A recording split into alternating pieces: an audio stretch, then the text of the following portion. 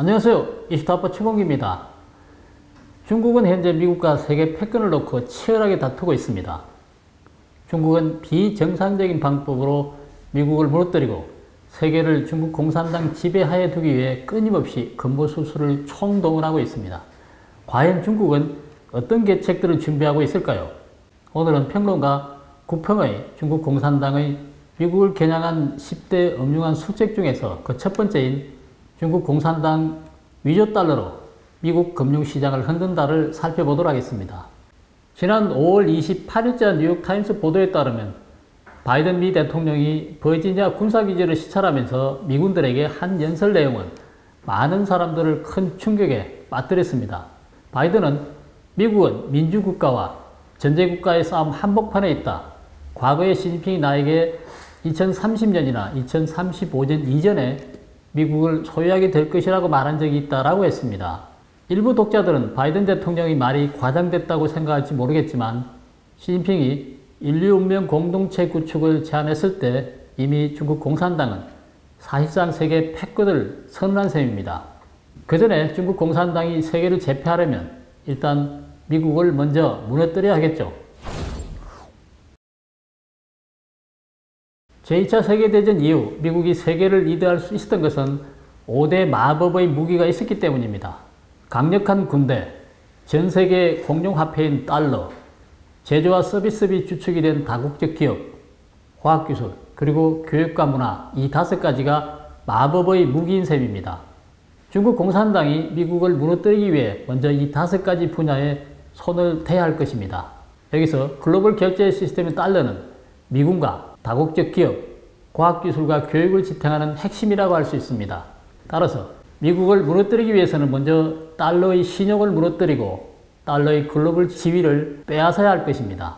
달러는 미국의 예금, 채무의 공식 통화이자 전 세계의 거래와 결제에 있어서 현재로서는 대체 불가한 화폐입니다. 현재 달러의 발행은 미국 연방준비제도가 철저히 통제하고 있습니다. 제2차 세계대전이 끝날 무렵 이탈리아는 항복했고 독일은 동부 전선에서 방어 전략으로 돌아섰고 일본은 태평양 지역에서 대규모 전투를 수행할 능력을 잃었고 국내 경제는 붕괴 직전이었습니다. 영국과 프랑스 경제도 전쟁 중에 심각한 타격을 받았습니다. 소련은 제3차 5개년 계획이 채 완성되기 전에 나치 독일의 침략을 받아서 소련의 상황도 영국, 프랑스와 비슷했습니다.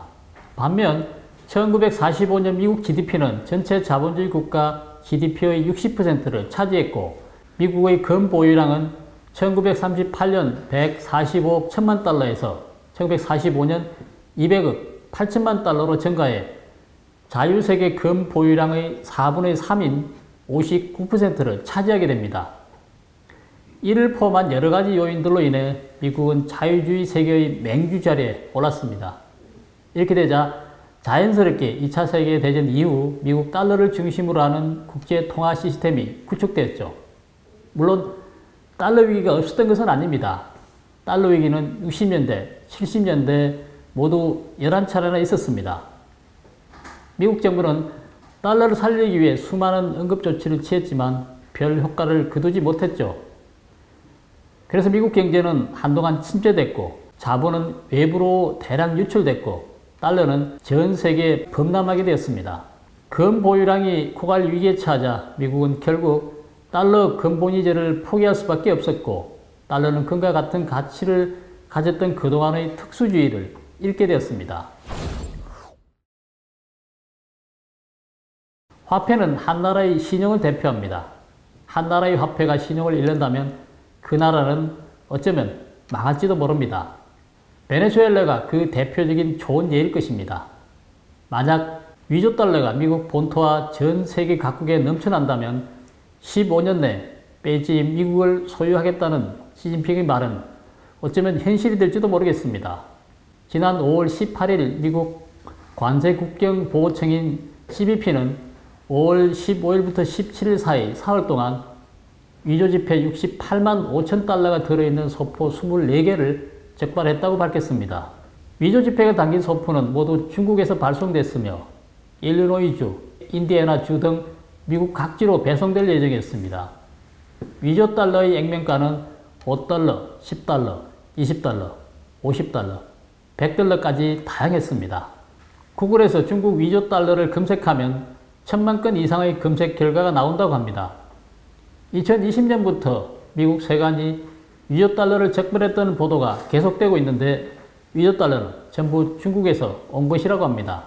지난 1월 27일 미국 관세 국경보호청인 CBP는 미네소타주에 있던 중국발 컨테이너에서 위조 지폐 90만 달러가 발견됐다고 밝혔습니다.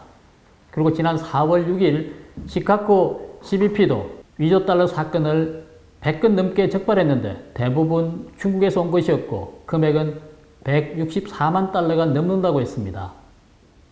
지난 3월 19일 CBP는 LA 국제공항에서 위조 지폐 11만 180달러가 담긴 택배를 적발했습니다. 이 위조 달러는 홍콩을 출발해 노스캐롤라이나주로 향하고 있었습니다.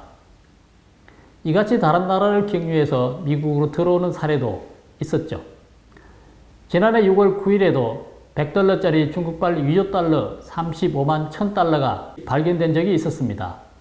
만약 중국이 위조 달러를 미국으로 옮기려 한다면 유통 채널은 택배만이 아닐 것입니다.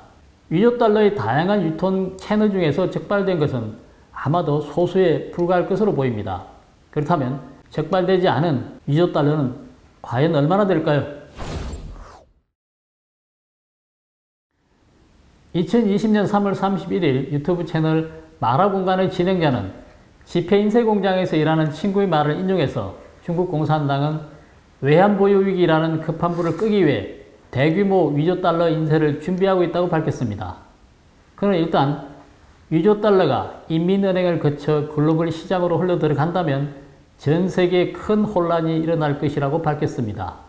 마라공간의 진행자는 또 만약 중국 공산당이 글로벌 빅딜을 진행한다면 얼마나 많은 국가가 걸려들지 모른다. 만약 미국이 이 일을 막지 못한다면 유럽은 반드시 무너질 것이고 우리는 50년 전으로 되돌아갈 것이다 라고 말했습니다. 한 네티즌은 트위터를 통해 상하이 쿤산의 조폐공장은 최근 캐나다에서 대량의 말을 수입했고 또 허베이성 바우딩 조폐공장에서 쿤산 조폐공장으로 인력을 지원했다고 밝혔습니다. 쿤산 조폐공장의 직원이 밝힌 바에 의하면 바우딩에서 온 사람들은 중국어를 전혀 할 줄 모르는 달러 생산 전문가였는데 모두 북한 사람인 것으로 추정된다는 겁니다.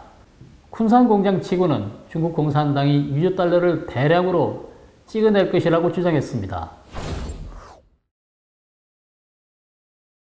트위터를 통한 이러한 폭로는 신빙성이 떨어지고 미국도 이를 공식 인정한 바 없다고 말하는 사람도 있고 심지어 네티즌이 고의로 이런 루머를 퍼뜨리고 있다고 말하는 사람도 있을 수 있습니다.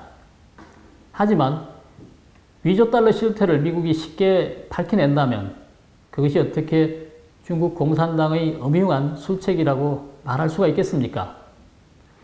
매우 은밀하게 이루어지고 있어서 전부를 밝혀내기란 쉽지 않을 것입니다. 그래서 중국 공산당이 위조 달러를 찍어냈다는 증거를 확보하는 것은 중국 공산당 정권이 무너진 후에야 가능할지 모르겠습니다. 중국 공산당이 위조 지폐를 이용해 통화 전쟁을 벌인 것은 이번이 처음은 아닙니다.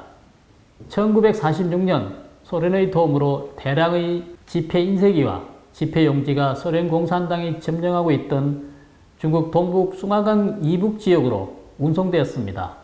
소련에서 인쇄한 가짜 법정 화폐와 위 만주국의 위조 지폐 인수 기술을 빌려 만든 가짜 법정 화폐가 공산당 전진부대와 국민당 통치구역으로 끊임없이 수송됐습니다. 그 결과 국민당 통치지역의 물가는 폭등했습니다. 정말 치사한 전술이 아닐 수가 없습니다. 3자 평화회담의 중국 공산당 수석대표인 예제닝은 1947년 여름부터 미국의 군사 조달부 집행처가 사용하는 천정기를 교보에 이용해 2, 3일에 한 번씩 각지에서 20, 30포대 분량의 가짜 프랑스화를 베이징으로 옮겼습니다. 또 지하당을 통해 민생 물자를 대량으로 사들임으로써 베이징의 심각한 인플레이션을 야기하기도 했습니다. 이런 사실을 알지 못한 중국 사람들은 국민정부의 분노와 울분을 쏟아부었죠. 이로 인해 민심은 기우기 시작했고 대도시에서 반기아, 반내전 운동이 퍼져나갔습니다. 중국 공산당은 국민 등의 상하이 통치를 하루빨리 무력화시키기 위해 대량의 위조화폐를 상하이 시장에 유통시켰습니다. 이로 인해 상하이 지역 물가는 폭등했고 상하이 시민들의 생활은 더욱더 어려워졌습니다. 국민정부는 또다시 치명타를 얻어맞은 셈이죠. 당시 중국 공산당의 금융 전략은 핵심 도시를 공략하기 전에 위조화폐로 한 도시의 경제를 혼란시키고 시장의 공포 분위기를 조성하는 것이었습니다. 그들은 베이징, 상하이 등 도시에서 여러 차례의 실험을 통해 그 효과를 입증했습니다. 이 두 도시의 금융시장이 혼란해지자 전국 각 대도시의 물가도 등달아 치솟았고 국민당 통치 지역을 공포로 몰아갔습니다. 당시 국민들은 진실을 알 수 없었고 모두 장제스와 국민정부가 주범이라고 생각했었습니다. 1948년 장제스는 위조화폐로 인한 혼란을 수습하고 군비를 마련하기 위해 법정화폐를 금은권으로 바꾸었습니다. 그러나 이 화폐개혁은 풍부한 물자가 확보되지 않은 상황에서 급하게 진행돼 국민정부와 국민들 간의 불화를 조성했고 이로 인해 국민정부의 붕괴를 가속화하는 결과를 낳게 되었습니다. 현재 미중 관계를 보면 물과 불의 관계나 다름없고 중국 공산당이 늘 하는 말로 표현한다면 미중은 서로 죽기 살기로 싸우고 있는 셈입니다. 이런 상황에서 아무런 마지노선도 없는 중공 정권은 자신들의 정권을 지키기 위해서 그 어떤 악랄한 수순 다 쓸 것입니다. 중국 공산당이 위조달러 제작이나 유통을 비밀리에 진행하고 있지만 공개된 각종 정보를 면밀하게 분석해보면 미국 세관당국에 적발된 중국 위조달러는 민간의 소행이 아니라 중국 공산당의 철저한 계획하에 진행되고 있음을 짐작할 수 있을 것입니다. 그 목적은 물론 미국 금융시장을 혼란시키는 데 있을 것입니다. 여러분들께서는 구펑의 주장처럼 중국이 위조달러를 이용해 미국 달러 가치를 떨어뜨리고 전 세계 금융시장을 혼란하게 하려고 한다는 점 어떻게 생각하십니까? 오늘 방송은 여기까지 하겠습니다. 구독, 댓글, 좋아요를 눌러주시고 지인들과 공유해 주시기 바랍니다. 감사합니다.